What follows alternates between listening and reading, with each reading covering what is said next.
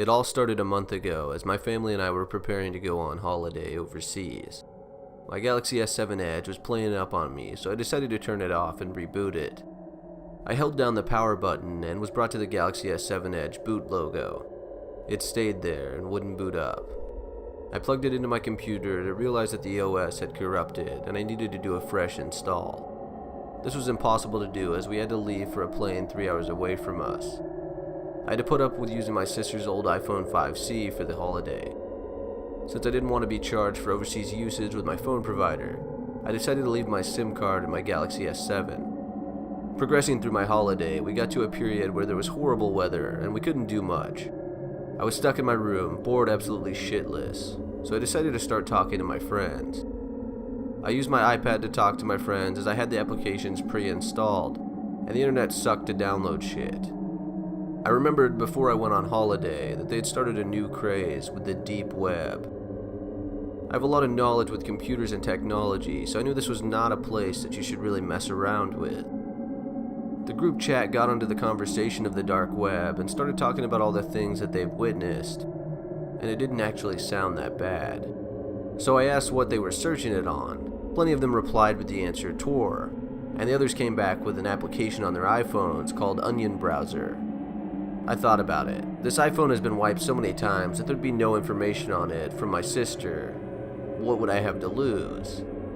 The pressure got to me and I bit the bullet. I went on the App Store and I downloaded it.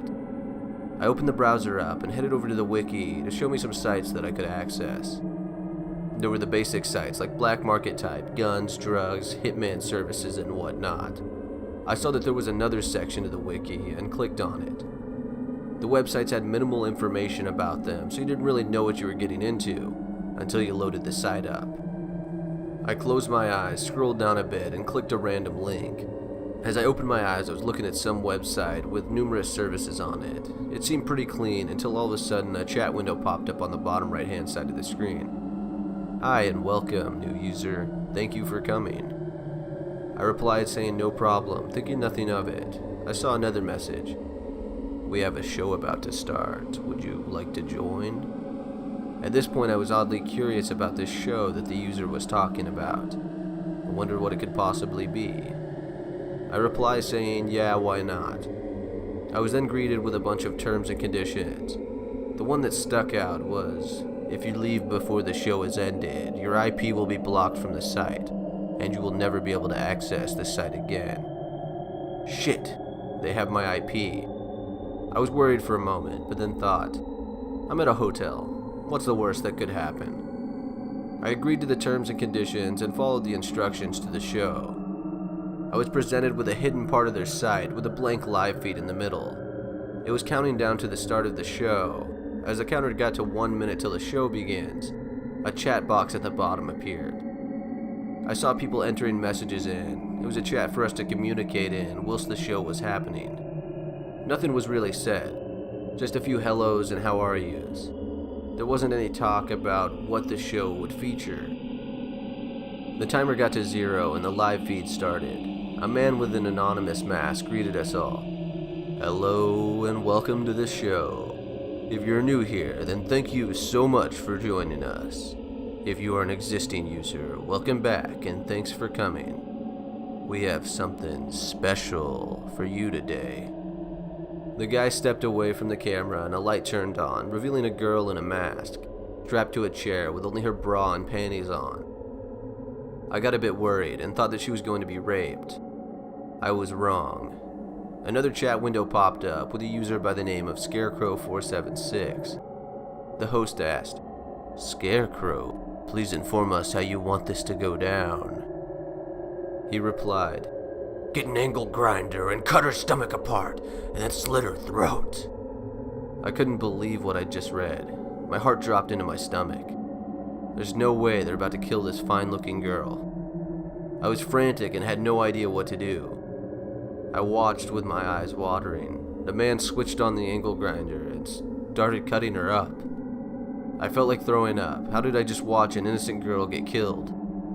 I typed in the chat, you guys are fucking mental. I hope you get killed in the worst ways imagined. I'm calling the police. This is where I made the worst mistake ever. I was immediately redirected to a blank screen with a chat box. The user by the name of Site Owner. I knew I'd fucked up big time. He wrote, "You go to the police and you and your whole family will be killed." I replied with, "I won't, please just let me go." I turned the application off and immediately uninstalled the application. I was scared for my life. I had no idea what to do. I returned home to find that everything in life seemed to be normal. I wiped the phone and listed it up online for sale. A guy bought it for his daughter as a gift. He was a nice guy who was about to go on vacation for the weekend to the city. He thanked me ever so kindly and he left. I was ever so relieved. I don't ever have to see that phone again and remember the horrible things I saw and encountered on my holiday away. A week had passed and there was a breaking news segment on the TV that interrupted the show I was watching. A family had been brutally murdered. They were visiting the city for the weekend. They had been unable to be contacted for the whole week, and their immediate family were worried and called the police.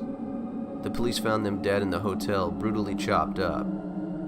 They had no idea who had done it, and wanted witnesses or people with information to step forward. It hit me like a freight train.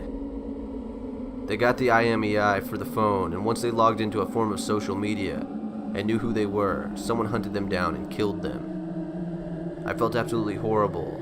How did I not think of that? I wanted to somehow help the police, but to explain why I was on the dark web and what had occurred would have been too hard. To this day, I have extremely poor sleep and nightmares of the poor man and his daughter being killed. I will never forgive myself for the stupid mistake I made.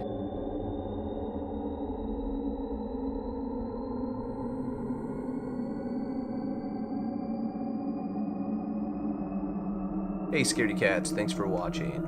Feel free to subscribe and hit the notification bell so that you'll never miss out on any of the stories.